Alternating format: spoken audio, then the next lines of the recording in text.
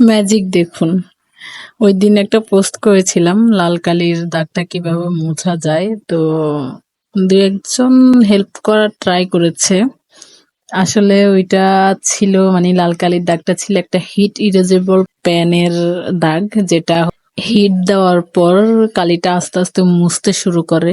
তো এই জিনিসটা হোপ আর্টের ক্ষেত্রে অনেকটাই উপকারী একটা জিনিস। বাট পেনগুলার দাম একটু বেশি। একটা হুপ আর্ট করতেই হচ্ছে একটা পেন খরচ হয়ে যায়। তো এটা একটু কস্টিং, বাট একটু সুবিধাও আছে। তাই ওইটা ইউজ করেছি। এবার আনিয়েছিলাম ওইটা, অনলাইনেই পারচেজ করেছিলাম। তো জানার চেষ্টা করেছি কে কে বিষয়টা জানে। অনেকেই মানে কেউই ওইভাবে রেসপন্স করে নাই, বাট জানিয়ে দিলাম। আমি যেহেতু সন্ধান পেয়েছি আপনাদেরকে বিষয়টা জানিয়ে দিলাম। তো থ্যাংক ইউ ভিডিওটা দেখার জন্য।